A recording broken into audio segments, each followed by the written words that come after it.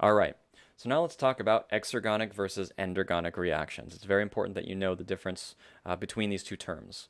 Exergonic reactions are going to be spontaneous and typically involve the release of energy into its surroundings, or actually all the time. By definition, it releases energy into its surroundings. But typically, what you're going to find is exergonic reactions involve the breakdown of something of a larger, more complex molecule into smaller, less complex molecules. And typically, those are going to be spontaneous or favorable or easy to achieve.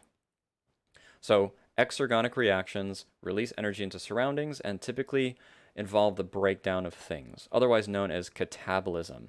The way I like to remember this is catabolism starts with the term cat or cat. Cats like to shred up rolls of toilet paper, for example. Catabolism is going to be the breaking apart of something. If you have like a nice leather couch, your cats will rip up your leather couch through a process of catabolism. It's going to break apart your couch, or if you're looking at it molecularly, it's breaking apart molecules. So exergonic reactions are typically going to involve hydrolysis, breaking things down by the addition of water, and cell respiration is an example of an exergonic process. You're breaking apart glucose into smaller, less complex pieces. Now, endergonic reactions are the inverse of that. Endergonic reactions are going to be non-spontaneous. So they're not going to be favorable. In fact, they're going to require energy from their surroundings. So an exergonic reaction is going to absorb energy from its surroundings. And through that process, whatever's contained within that reaction is going to decrease the entropy.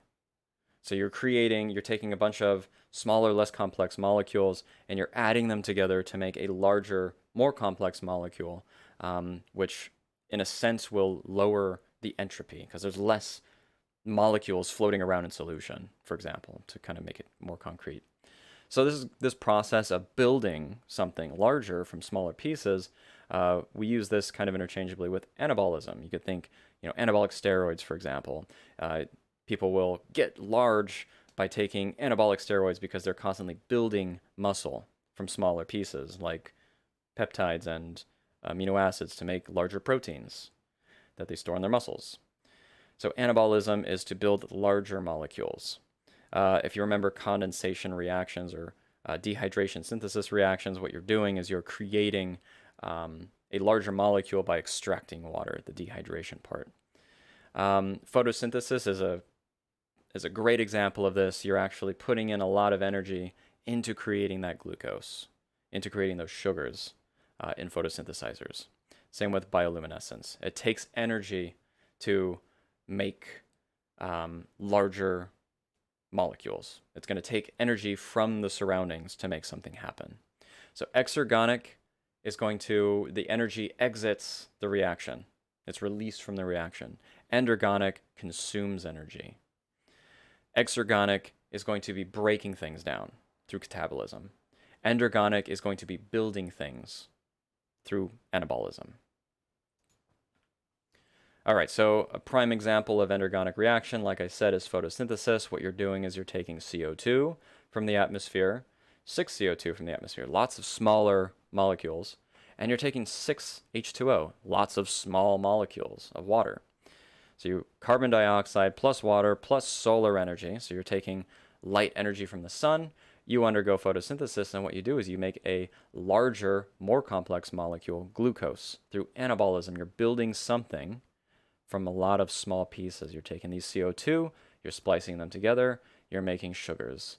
And then you're releasing also a little bit of oxygen as a byproduct. But for the most part, you're building a larger molecule through anabolism. And then the exergonic reaction, we have glycolysis, which is just the first step in anaerobic cellular respiration, for example. You have this 6-carbon glucose, and we know that we add a little bit of ATP to get it started, but we eventually cash out to make a net of 2 ATP. So what we're doing is we're taking the 6-carbon glucose and we're stripping it away of things, we're breaking bonds, and now you're left with 2 smaller, less complex molecules. 1 large 6-carbon molecule, 2 3 carbon molecules, pyruvate or pyruvic acid. So that's an example of an exergonic reaction. You're breaking something big into many smaller pieces. All right, so let's talk about Gibbs free energy. Gibbs free energy roughly translates into usable energy, energy that can be used. So we don't need to get too much into the philosophy of this, but I'm just going to show you generally how this works. So we have Gibbs free energy, which is usable energy, right? That's going to be the measurement of change in total energy. So delta H, the little triangle means delta, change in. So delta H minus the change in unusable energy times temperature.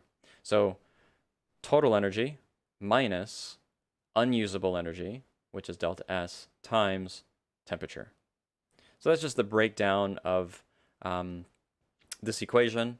But what you need to know, what's important to know, is that if delta G is positive, not a negative number, but a positive number, that means that free energy is added. That means that it is an endergonic reaction, an anabolic reaction. So if delta G is positive, it's going to be an endergonic reaction or an anabolic reaction. If delta G is negative, then it's going to be an exergonic reaction or a catabolic reaction. So here we have an exergonic reaction. You might put in a little bit of energy, but then for the most part, a lot of energy is released into the outside. You're losing energy, at least within that reaction.